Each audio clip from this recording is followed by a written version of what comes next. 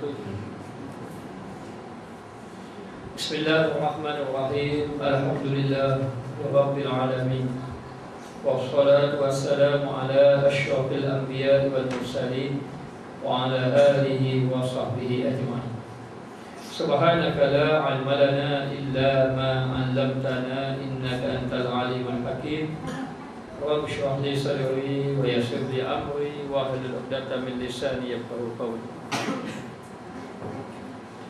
Firman Allah Subhanahu wa ta'ala, wal 'ashr innal insana lafi khusr illa allazina amanu wa 'amilus shalihat wa tawassaw bil haqqi wa tawassaw bis sabr. Artinya, demi masa, sesungguhnya manusia benar-benar berada di dalam kerugian kecuali orang yang beriman dan beramal dengan amalan yang saleh dan berpesan-pesan dengan kebenaran serta berpesan-pesan dengan kesabaran. Jadi ayat ini memberitahu kepada kita mengenai perkara yang begitu penting. Kata ulama, kalau orang ini memahami suratul Asr, atau cukuplah dengan suratul Asr saja, maknanya menyebabkan dia ini mendekatkan diri dengan Allah. Ataupun kalau tidak turun Al-Quran, cukup dengan surah ini pun sudah memadai kalau benar-benar memahaminya. Maka demi masa, Allah Ta'ala bersumpah dengan masa. Kata ulama, tidak Allah Ta'ala bersumpah dengan sesuatu makhluk kecuali ianya memberi manfaat. Kalau Allah Ta'ala bersumpah dengan matahari, matahari itu ada manfaat. Kalau Allah Ta'ala bersumpah dengan bulan, bulan itu ada manfaat kepada manusia. Bila Allah Ta'ala bersumpah dengan masa, maknanya masa itu ada manfaat kepada manusia. Maka sesungguhnya manusia benar-benar berada di dalam kerugian, yang mana semua manusia, diletakkan dahulu semua manusia itu berada di dalam kerugian. Rugi di sini ialah dalam keadaan kedudukannya di negeri akhirat, ataupun rugi dengan arti kata tidak menggunakan masa dalam perkara yang memberi manfaat kepada akhirat. Maka semua manusia itu rugi. Maka kecuali orang yang beriman kepada Allah Subhanahu wa ta'ala. Kecuali orang yang beriman, maka bermakna siapa yang tidak beriman, dia adalah orang yang rugi. Dan orang yang beriman, orang yang tidak rugi kalau dia ini beriman kepada Allah Ta'ala dan beriman semata-mata tidak mencukupi, dan beramal dengan amalan yang saleh, dan dia beramal dengan amal saleh. Wa tawassaw bis sabr wa tawassaw bil haqq, mereka berpesan-pesan dengan kebenaran, yakni mengajak manusia kepada Allah Subhanahu wa taala, berdakwah kepada manusia dengan mengajak manusia kepada Allah, serta berpesan-pesan dengan kesabaran dan berpesan-pesan dengan kesabaran. Maknanya setiap orang yang ingin berpesan kepada Allah Ta'ala, kepada kebenaran, dia mesti bersabar. Kerana tidak dapat tidak, orang yang mengajak manusia kepada Allah, maka dia akan diuji oleh Allah, diuji akan kesabarannya. Sebab itu Luqmanul Hakim memberitahu kepada anaknya, ya bunayya wa'mur bis salat, suruhlah kerjakanlah sembahyang. Wa'mur bil ma'ruf, ya bunayya aqimis salat wa'mur bil ma'ruf wanha 'anil munkar wasbir 'ala ma asaba. Wahai anakku, aqimis salat, dirikanlah sembahyang, kata Luqmanul Hakim, dan suruhlah buat baik dan cegahlah orang buat munkar, dan kamu akan bersabar, kamu mesti bersabar ma asabaka, apa yang menimpa kamu. Maka yang dibahaskan di sini adalah mengenai kesabaran. Maka orang yang sabar, dia tidak akan rugi, dan sesiapa yang bersabar, dia pasti akan mendapat pertolongan Allah. Allah Ta'ala berfirman, innallaha ma'as sabirin, Allah Ta'ala akan bersama dengan orang yang sabar. Bermakna kalau kita ditimpa sesuatu ujian, sesuatu musibah yang berlaku kepada kita, kita bersabar, maka di belakang sana, di sebalik itu ada pertolongan daripada Allah Subhanahu wa ta'ala. Sama ada sabar dia itu daripada ketaatan melakukan ibadat kepada Allah, ataupun sabar dengan musibah yang menimpa, ataupun sabar dengan maksiat yang ada di hadapan mata. Lalu disuruh orang itu agar bersabar dengan ujian Allah Subhanahu wa ta'ala. Apakah yang dikatakan sabar? Dengan arti kata dia menahan dirinya daripada melanggar hukum hakam Allah Subhanahu wa taala. Dan sabar juga dengan arti kata menerima segala ketetapan Allah Subhanahu wa taala. Maka sabar daripada melakukan maksiat ialah mujahadah, bermujahadah melawan nafsu. Maka sabar dengan maksiat, dia ini tahan diri dia, mujahadah, menahan diri secara bersungguh-sungguh melawan hawa nafsunya terhadap pemberontakannya, yakni terhadap nafsu yang memberontak untuk melakukan maksiat. Maka orang yang melakukan maksiat, dia tidak ada sifat sabar pada maksiat tadi. Maka dia kena sabar dalam menanggung, menghadapi maksiat terhadap Allah Subhanahu wa taala. Lalu dikatakan bahawa orang-orang yang sabar ini pada maksiat ini besar fadilahnya di sisi Allah dibandingkan dengan sabar dalam taat. Kerana ramai orang yang boleh sabar dalam taat, kadang-kadang dia tidak boleh sabar dalam maksiat. Lalu ada manusia yang umpama kita dan sebagainya buat ibadat dalam maksiat, ibadat maksiat, kerana tidak tahan, tidak mampu menahan diri daripada maksiat. Maka dikisahkan bahawa ada seorang yang soleh, yang dia ini ahli ibadat. Bila dia ahli ibadat, dia ini soleh, buat amal ibadat, lalu diuji dengan seorang wanita. Ada seorang wanita yang jahat, dia ini pergi berjumpa dengan lelaki yang soleh tadi. Lalu jumpa lelaki yang soleh, lalu lelaki dia mengajak lelaki yang soleh itu berzina. Lalu dia memberitahu kepada wanita itu bahawa dia takut kepada Allah Ta'ala, dia tidak mahu berzina. Tapi wanita tadi pujuk juga dia agar dia berzina. Tapi dia kata nanti dululah. Maka dia pun ambil api, dia membakar ibu jari dia. Kalau aku tahan api dunia ni, aku akan berzina dengan kamu. Kalau tidak tahan, tidak. Lalu dia pun ambil api, dia pun letaklah jari dia, ibu jari dia. Lalu ibu jari dia terbakar. Bila terbakar hangus, dia menjerit kesakitan. Dia pun tidak tahan. Lalu kesakitan itu membawa dia pingsan. Bila tengok keadaan begitu, terkejut wanita tadi yang nak ajak dia berzina, dan melihat keadaan lelaki tadi sampai sangkut bakar jari dia tadi, sampai kecut hitam jari dia bakar. Dia pun menjerit kesakitan sampai pingsan. Maka wanita tadi lari. Tak cukup dengan lari itu, lalu dia berzina dengan lelaki lain. Berzina dengan lelaki lain. Selang beberapa lama, wanita tadi pun mengandung. Bila mengandung, lalu orang pun tanya, siapakah yang melakukan kepada kamu macam ni? Lalu dia mengatakan, tu lelaki yang soleh. Lelaki yang soleh. Yang pertama dia uji tadi, dia goda tadi, so berzina, dia tolak. Lepas tu dia dah berzina dengan lelaki lain, dia kata dia pula. Maka ketika itu ditangkaplah lelaki yang soleh tadi dan hendak dihukum. Ketika nak dihukum tadi, lalulah diikat lelaki tadi. Sampai masa nak dihukum, tengok jari lelaki tadi hangus. Mana kecut jari dia dan hangus, hitam. Dia pun tanya, kenapa jari kamu jadi macam tu? Dia pun ceritalah. Dia kata kalau dia sanggup tahan api dunia ni, dia akan berzina. Jadi kerana itu dia bakar jari dia, dan ternyata dia tak tahan api dunia ni, maka dia tidak sanggup berzina. Jadi dia buat macam ni, sebenarnya dia nak lari daripada perempuan ni, tapi perempuan ni tuduh dia. Akhir sekali dia berlakulah siasatan lagi, tanya soal jawab dan sebagainya. Akhirnya wanita tadi pun mengaku bahawa memanglah dia ini telah berzina dengan lelaki lain. Maka ini berkat kesabaran orang yang sabar. Maka sabar dengan maksiat ini memang kena mujahadah. Mujahadah bersungguh-sungguh, dan maksiat ini kadang selalu memberontak dalam hati kita. Jadi maksiat ini yang memberontak dalam hati kita ni kadang-kadang disebabkan kecenderungan kita dengan nafsu, dan juga lemahnya hati kita dalam beribadat kepada Allah. Lalu disebut sebenarnya di dalam hati kita ini dia ada dua. Satu nafsu, satu hati kita. Nafsu ini dia ini ada tenteranya. Tentera ini, nafsu akan menjadi kuat bila tentera tadi, bila dia punya tentera iaitu dengan maksiat, dengan melakukan maksiat, dengan melakukan dosa, maka itu gambaran tentera kepada nafsu.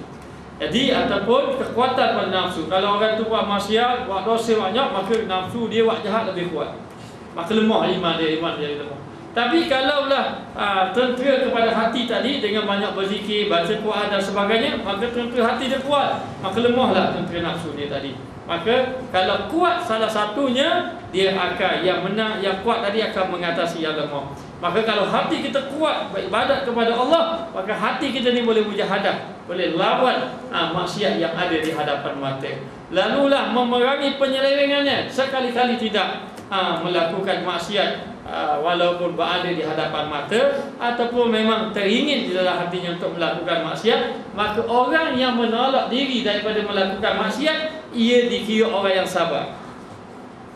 Sabar. Lalu diuji Nabi Yusuf alaihissalam, ketika mana Nabi Yusuf duduk di dalam rumah keluarga angkatnya, tiba-tiba Siti Zulaikha ingin menggoda Nabi Yusuf alaihissalam.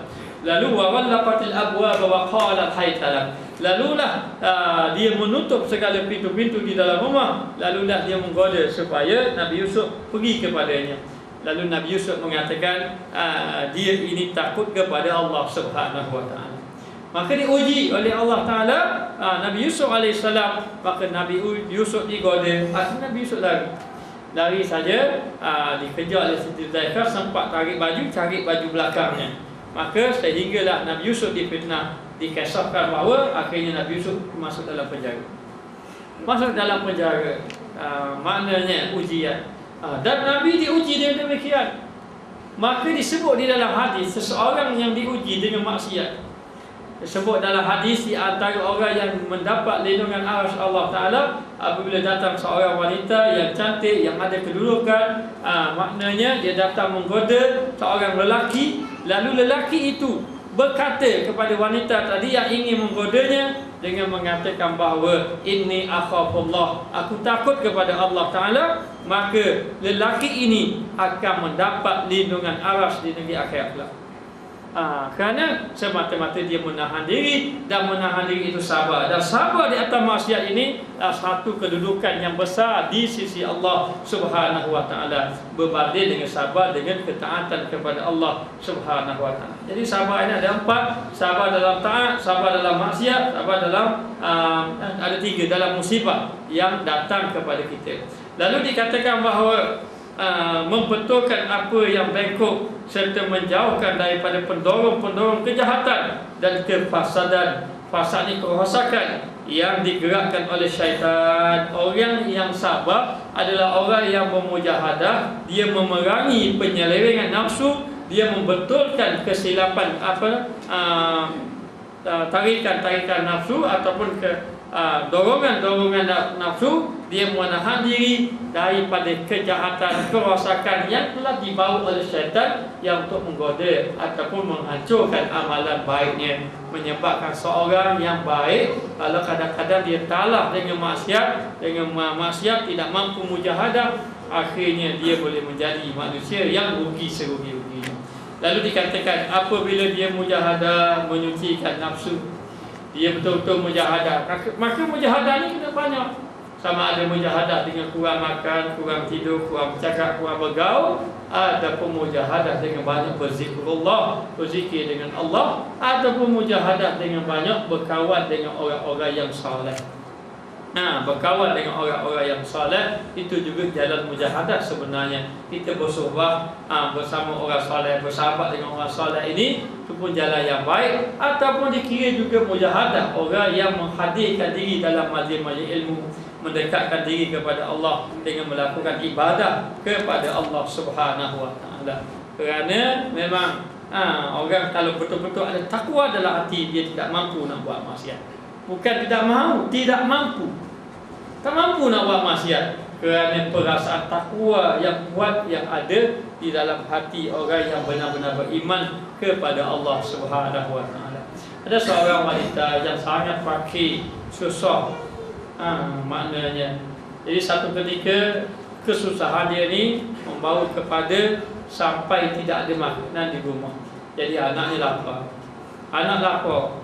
Jadi perempuan ini ibu tunggal, pergi berjumpa dengan jiran tetangganya. Kebetulan jiran tetangga ni kaya, seorang lelaki yang kaya. Dan lelaki ini yang kaya ni memang inginkan wanita ni, janda ini. Sehinggalah satu hari datang dia. wanita tadi jumpa dengan lelaki jiran dia tadi, beritahu dia kata sedikit apa ni rezeki untuk kami makan, untuk kami keluarga kami ni tidak ada makanan. Dalam keadaan susah. Jadi lelaki ini tengok, maka timbul niat jahat dia. Dia kata boleh, tapi kamu kena serahkan diri kamu pada aku, kata lelaki ini. Lalu kalau macam tu tak jadilah. Dia pun balik lari. Dia tidak mau, dia mohon kepada Allah Ta'ala. Tetapi satu harian dia tahan lapar. Maka sehingga sampai satu peringkat didapati bahawa anak dia dalam keadaan sakit, lapar yang membawa pada sakit. Jadi dia dah fikir-fikir tidak ada arah dah. Dia pun pergilah mengadu. Dapat maka jawapan yang sama. Dia pergi minta-minta yang lain pun tidak ada orang nak membantu dia. Maka jiran ini buat jawapan yang sama. Jawapan yang sama. Lalu dia bersyukur kepada Allah. Ketika mana lelaki itu ingin menzinai dia, perempuan tadi menggeletar tubuh dia. Lalu ditanya, kenapa kamu menggeletar? Dia kata, aku takut kepada Allah. Maka dia kata, binasa kamu, celaka kamu. Kamu ini tidak takut kepada Allah. Maka lelaki tadi terkejut. Bila terkejut dia mari terfikir, kamu ini dalam keadaan susah, miskin, susah, takut kepada Allah. Patutnya akulah yang lebih takut kepada kamu daripada kamu kepada Allah. Lalu lelaki tadi pun turun dan lalu bertaubat kepada Allah Subhanahu wa ta'ala. Maka orang yang dapat lari daripada maksiat, dia termasuk orang yang sabar. Kita jangan faham sabar ini bila timpa musibah, kita pun sabar saja, kita orang yang sabar. Orang kutuk kita, kita diam, itu orang yang sabar. Orang buat khianat kita diam, itu orang sabar. Betul, itu sabar. Itu sabar dalam musibah dan sebagainya. Dan sabar orang yang dapat lari daripada maksiat, itu juga termasuk orang yang sabar. Maka orang yang dapat lari daripada maksiat, lebih-lebih lagi maksiat itu ada di hadapan mata, ataupun maksiat itu memang mampu dia boleh buat maksiat, tapi dia menjauhkan diri daripada maksiat, dia termasuk di dalam ayat innama yuwaffas sabiruna ajrahum bighairi hisab. Orang yang benar-benar sabar ini dia akan dapat pahala tanpa hisab. Lalu dikatakan bahawa apabila dia mujahadah, dia bertahan diri sungguh-sungguh, dia menyucikan nafsunya serta mengembalikan dia daripada kesesatan, dia akan sampai kepada hidayah yang sempurna. Kenapa kita tidak sampai kepada Allah? Kenapa kita tidak mencapai makrifat? Jawapannya kerana nafsu kita ini belum lagi disucikan. Kadang-kadang kita masih kalah lagi dengan maksiat. Sama ada maksiat itu besar ataupun kecil, ataupun maksiat itu terang ataupun tersembunyi. Maksiat yang terang-terang macam kita faham, berzina, minum arak, berjudi dan sebagainya. Maksiat yang tersembunyi seperti ujub, takabur, riak, tidak ikhlas dan sebagainya, itu maksiat yang tersembunyi. Maka seorang itu apabila dia ini ada melakukan maksiat, maka sedar tidak sedar dia ini duduk dalam jauh dengan Allah sehingga dia menyucikan diri. Dia sucikan diri. Menyucikan diri itu melalui jalan mujahadah, yakni lawan hawa nafsu bersungguh-sungguh. Kalau berzikir kena sentiasa istiqamah dalam berzikir. Kalau nak baca Quran pun begitu, hadir majlis ilmu pun begitu, dan jauhkan diri daripada maksiat, maka hatinya akan bersih. Bila hatinya bersih, bermakna dia ini akan mencapai hidayat kepada Allah Ta'ala ataupun makrifat kepada Allah. Tapi bukan mudah. Kadang-kadang kita lawan nafsu 10 tahun 15 tahun. Maknanya bersungguh-sungguh. Kadang-kadang kita nak istiqamah dalam zikir, bukan sekali belajar ambil banyak zikir boleh istiqamah, tak boleh lagi. Kadang-kadang makan masa 15 tahun baru boleh istiqamah berzikir. Baru boleh istiqamah berzikir maknanya. Begitulah 10 tahun, maknanya 11 tahun. Begitu keadaannya. Maka kena bersungguh-sungguh untuk mencapai kepada Allah. Allah Ta'ala berfirman, wallazina jahadu fina lanahdiyannahum subulana. Maknanya orang-orang yang berjihad, ya jahadu ni berjihad. Berjihadnya ni bersungguh-sungguh pada jalan Allah. Siapa yang bersungguh-sungguh pada jalan Allah Ta'ala, kami pasti akan memberi mereka hidayat kepada jalan kami. Kami pasti akan menunjukkan jalan-jalan kami apabila mereka bersungguh-sungguh. Sebab itu disuruh kalau boleh dijadikan setiap malam munajat kepada Allah, dijadikan setiap hari membaca Al-Quran, dijadikan setiap hari berzikir kepada Allah. Dalam kita melakukan ibadat, orang selalu tanya, Macam mana nak istiqamah? Nak istiqamah ni tidak boleh putus asa. Dan sebenarnya perjalanan kita memang pada awal kita tidak istiqamah. Istiqamah ini mesti kita kena duduk di atas kebenaran, kebaikan, duduk dalam ibadat. Itu bagi istiqamah. Jadi istiqamah ni bukan jalan yang mudah. Dan jalan yang maknanya jalan yang terpaksa bersungguh-sungguh. Memang kena bersungguh-sungguh untuk melalui jalan istiqamah. Sebab itu Nabi ajar ahabbul amali ila Allah adwamuha wa in qalla. Sesungguhnya amalan yang dikasihi oleh Allah adalah amalan yang berterusan walaupun sedikit. Kita kadang-kadang nak istiqamah terus buat banyak-banyak terus. Orang beritahu sunat duha, fadilahnya macam ni, terus buat 8 rakaat terus. Lepas tu lama tak buat. Lebih baik orang tu buat 2 saja tapi berterusan. Lama-lama menjadi amalan dia. Nak dapatkan amalan tidak mesti mujahadah kepada Allah Taala. Maka orang nak mujahadah ini dia tidak boleh putus asa. Hari ini kita jatuh, lepas tu bangun balik, jatuh bangun balik. Ada amalan-amalan kita yang tertinggal ataupun ada amalan kita yang terputus. Maknanya yang terputus. Kadang-kadang kita dahulu tak pernah tinggal sembahyang sunat duha.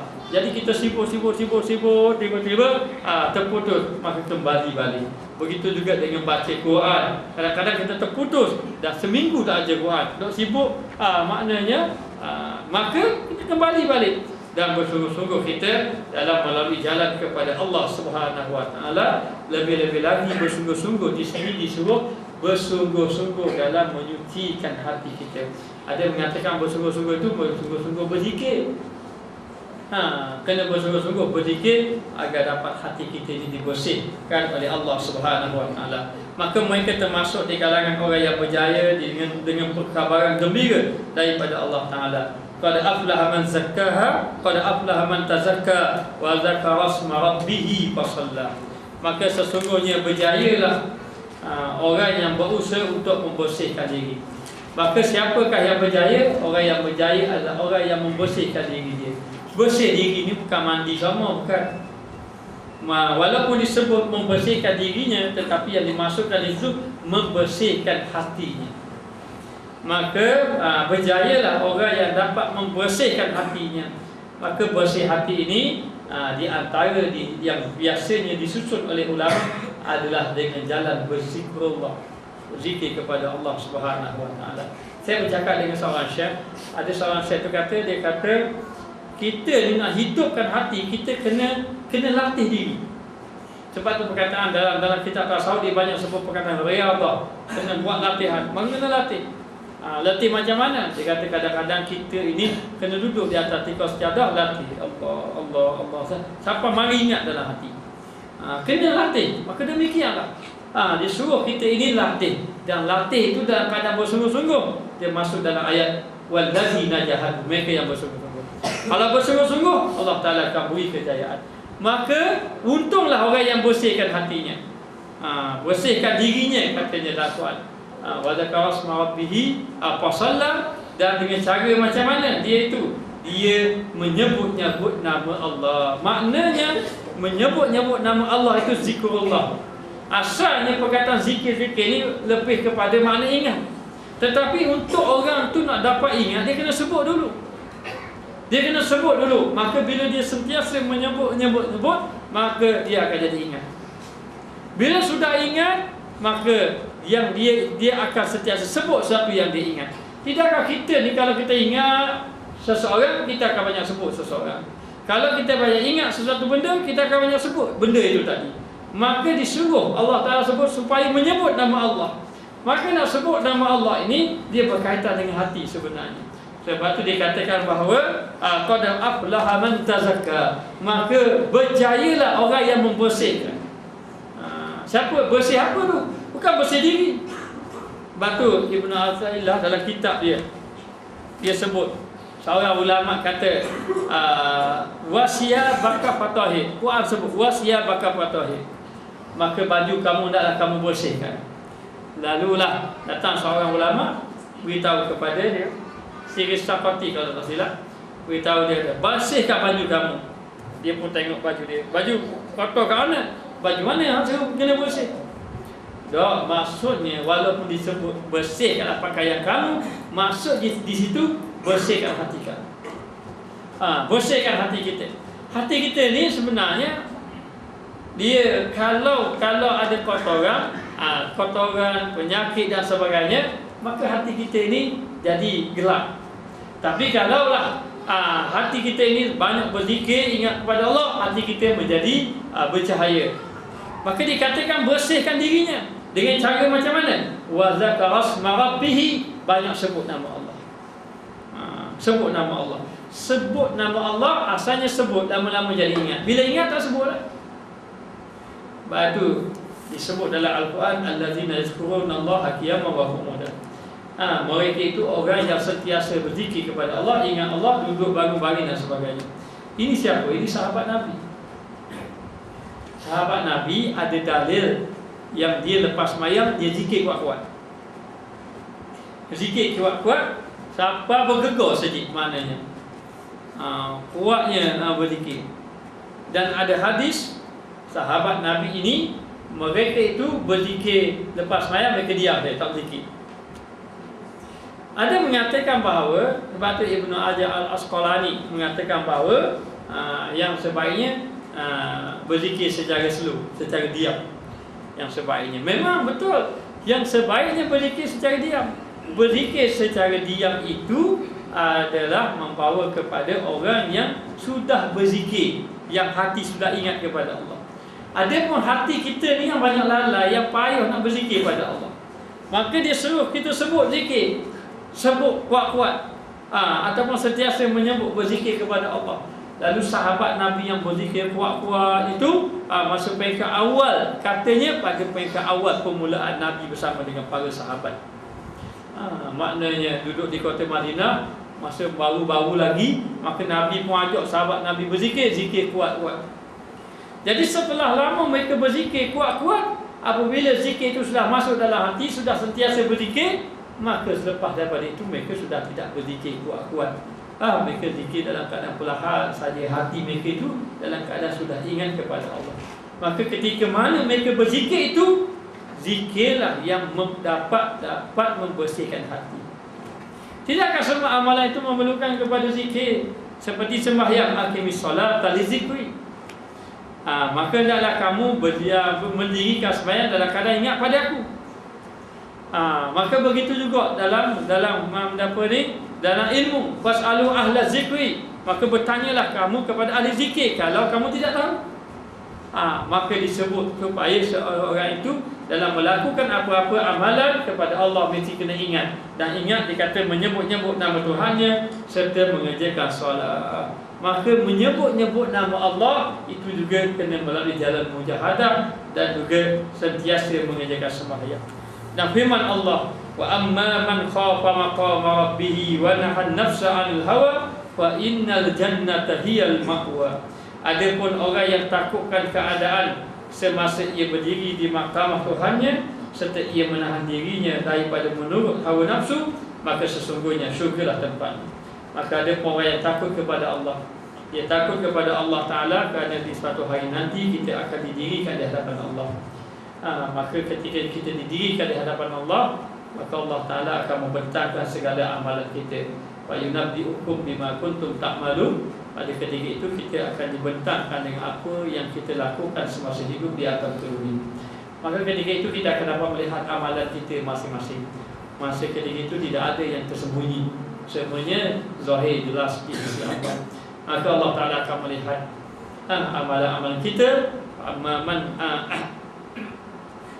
Ada pun dikatakan bahawa walaupun siapa yang melakukan man ya'mal misqala dzarratin khairan yarah, siapa yang buat kebaikan walaupun seberat zarah, maka dia akan dapat lihat amalan dia. Man ya'mal misqala dzarratin syarran yarah, kalau dia buat walaupun dia buat itu benda yang sangat halus daripada kejahatan, maka dia akan diperlihatkan di hadapan Allah Subhanahu wa taala. Maka ketika itu akan dibentangkan amalan.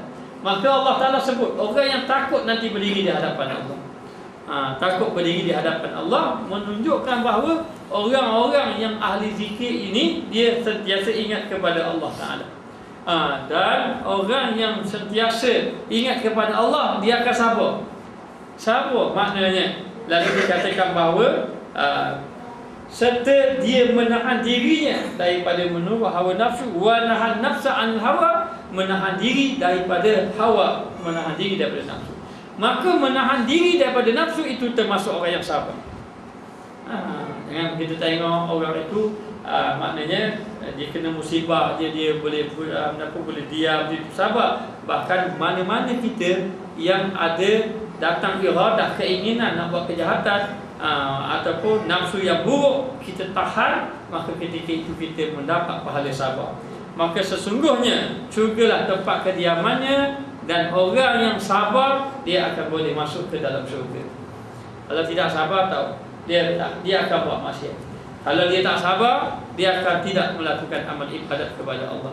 Maka semua kehidupan kita ni kena banyak sabar. Sembahyang, ibadat nak sabar juga. Maksiat kena sabar dalam maksiat. Musibah kena sabar di dalam musibah. Maka sabar menyebabkan seseorang itu masuk dalam syurga.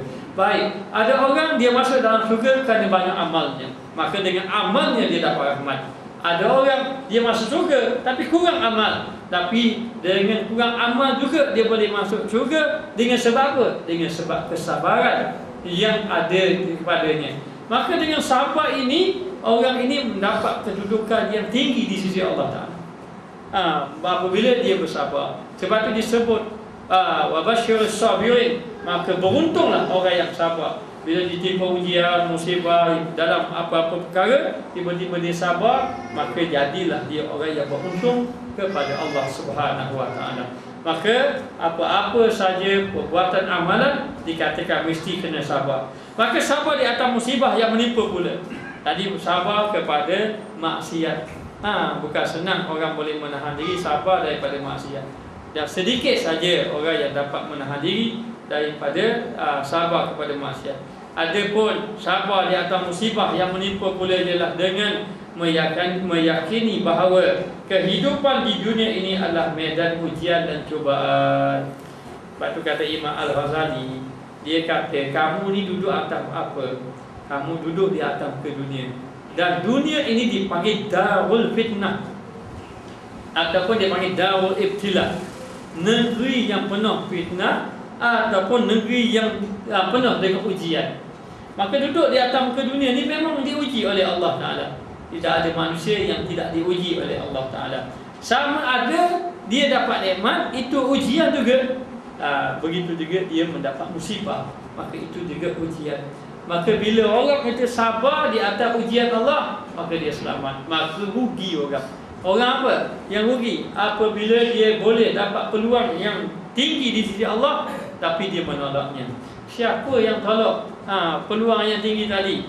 Ialah orang yang tidak sabar dengan ujian Allah. Kerana dengan sabit sabar, dia akan dapat pahala banyak.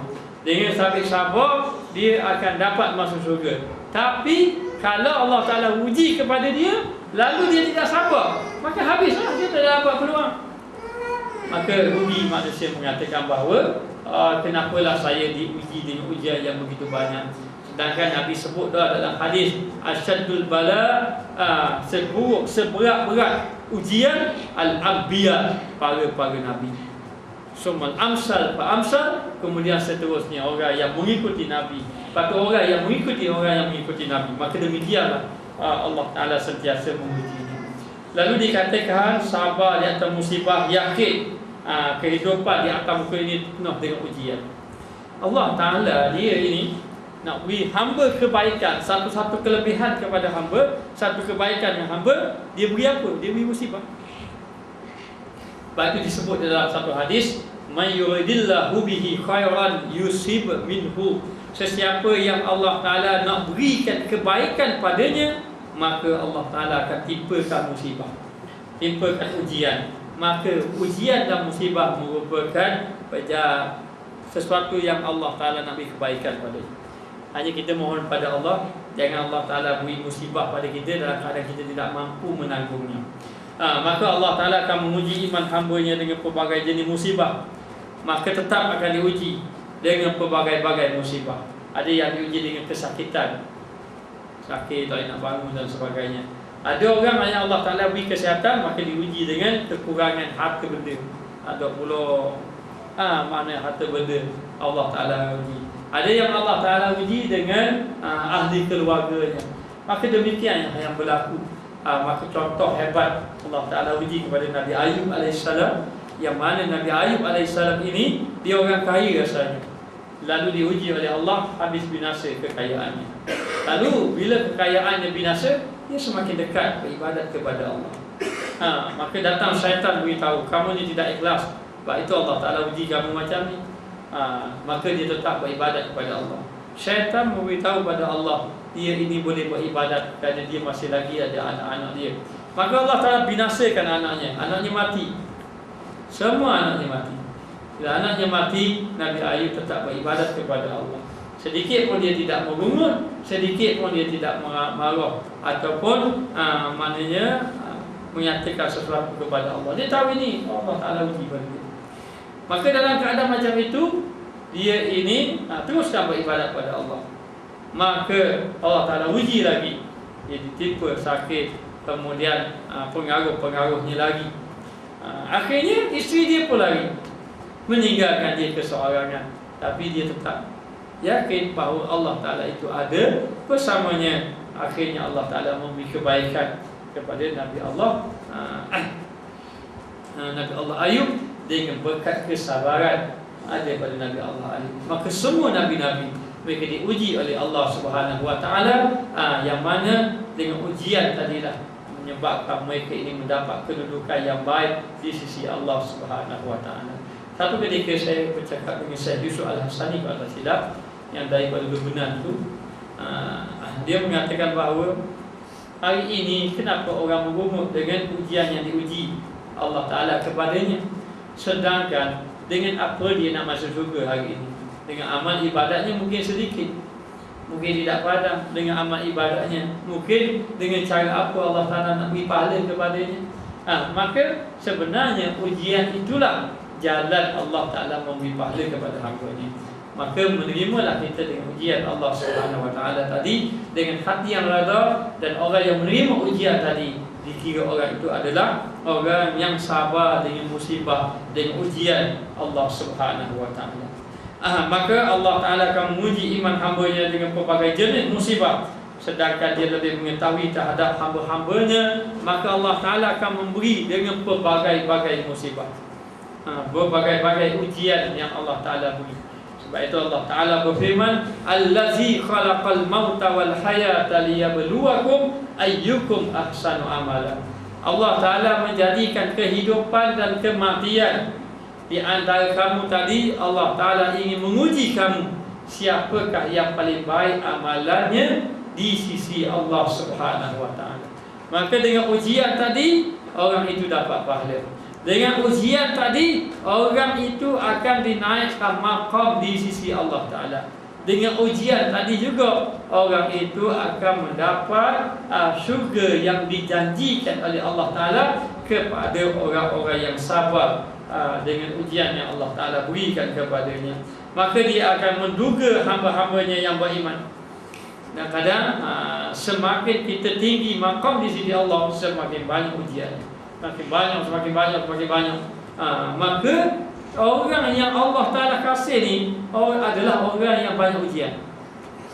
Kalau dia banyak ujian, ni di antara orang yang Allah Ta'ala kasih. Lalu dikatakan kalau orang itu tidak banyak Allah Ta'ala uji dia, kalau orang itu tidak banyak diuji oleh Allah Ta'ala, nak kata sakit, dia tak sakit, banyak sehat. Nak kata tak ada duit, dia ada duit sama. Maka orang yang diberi oleh Allah Ta'ala nikmat macam ini, dia kena memperbanyakkan ibadat. Kerana dibimbangi orang yang terlalu banyak dapat nikmat, dia ini tidak termasuk orang yang dikasihi oleh Allah.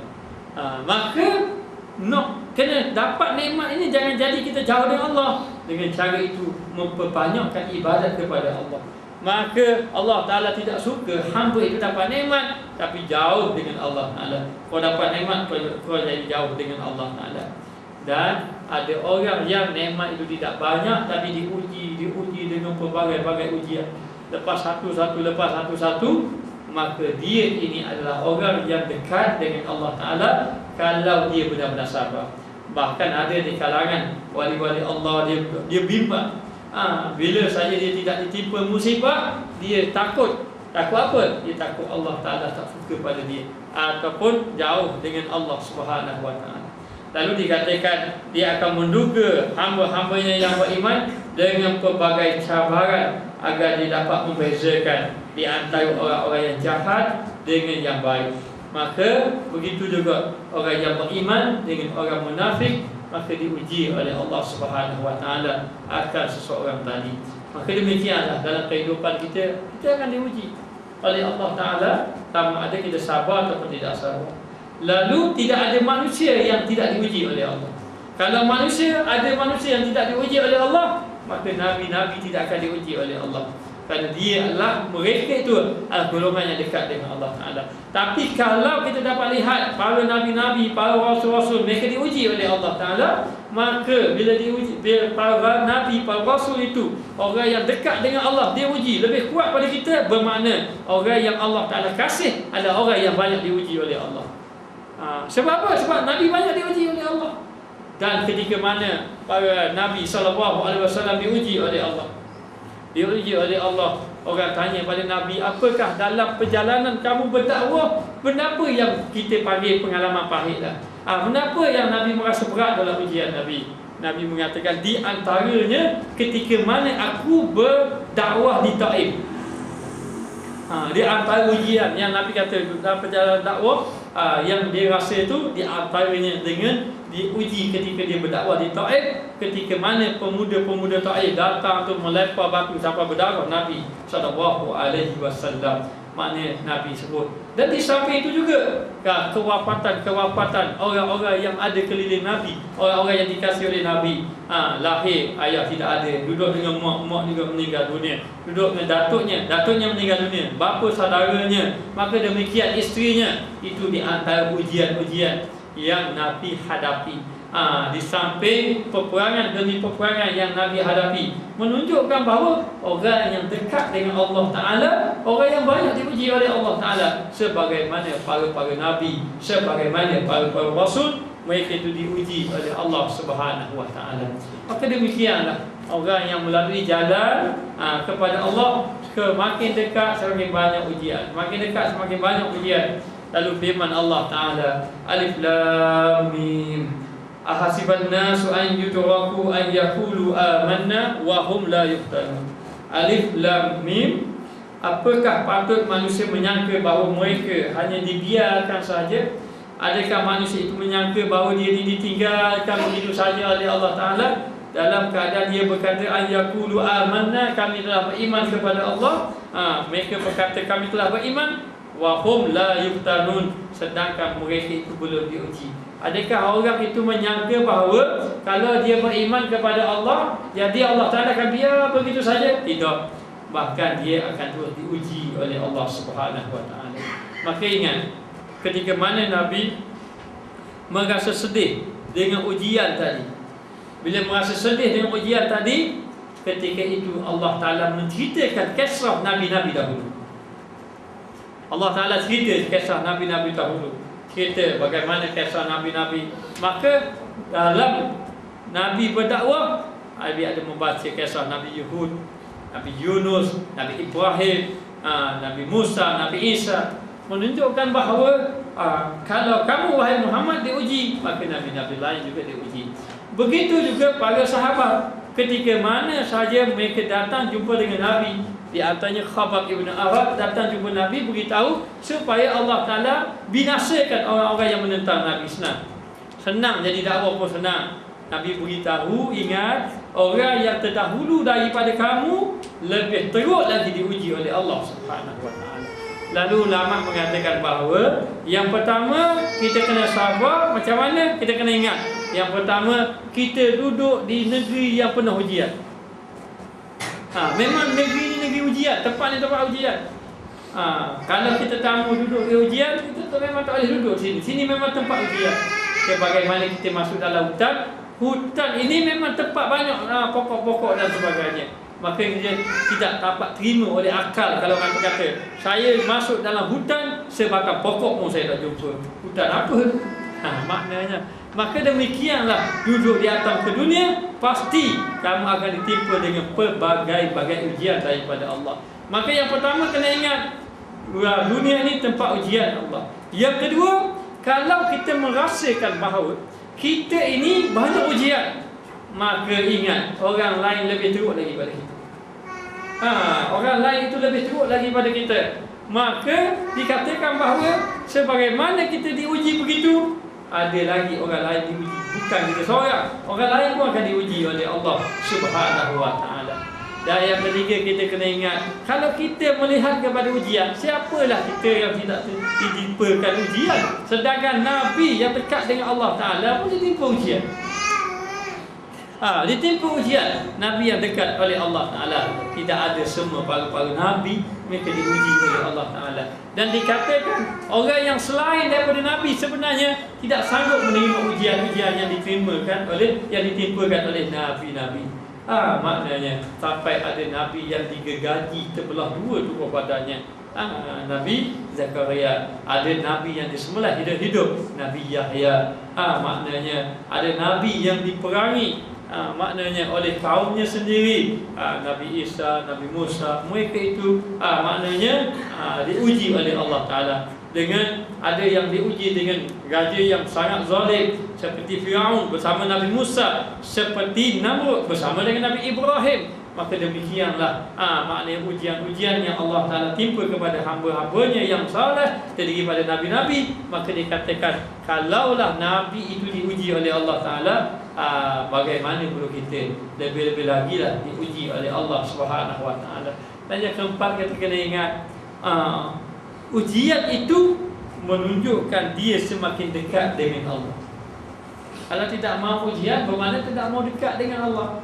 Maka menolak ujian itu bermakna menolak jalan kedekatan dengan Allah Subhanahu wa ta'ala. Dan akhirnya nak beritahu bahawa jalan ujian itu yang memerlukan sabar dijamin ataupun dijanjikan oleh Allah Ta'ala akan syurga. Maka musibah-musibah ini, sama ada musibah itu terhadap harta ataupun tubuh badan ataupun ahli keluarga, ingat firman Allah, la tublawunna fi amwalikum wa anfusikum, demi sesungguhnya kamu pasti akan diuji oleh Allah Ta'ala pada harta benda kamu dan juga pada diri kamu. Maka Allah Ta'ala akan uji kita pada harta kita. Uji harta ni orang tak faham, kadang-kadang ni harta tak ada. Uji aku pula harta hilang, saya itu tak ada. Maka ataupun harta kurang. Satu diuji harta dengan kekurangan harta, satu lagi diuji dengan harta yang banyak. Harta yang banyak ni ujian daripada Allah Ta'ala, dan juga kehilangan orang-orang yang kita kasihi, termasuk juga dengan Allah Ta'ala uji pada tubuh badan kita, kesakitan dan sebagainya. Ini ujian daripada Allah Subhanahu wa ta'ala. Wallahu a'lam. Bismillahirrahmanirrahim. Alhamdulillahirabbil alamin. Hamdulillah bi ni'mahu wa bi fadilah. Ya Rabbana lakal hamdu kama yanbaghi li jalali wajhika wa 'azimi sultanik. Allahumma 'allimna ma jahilna, Allahumma warithna 'ilman nafi'an warzuqna fahman tayyiban. Rabbana zalamna anfusana illam taghfir lana wa tarhamna lanakunanna minal khasirin. Wa sallallahu ala sayyidina Muhammad wa ala alihi wa sahbihi wa sallam. Walhamdulillahi rabbil alamin.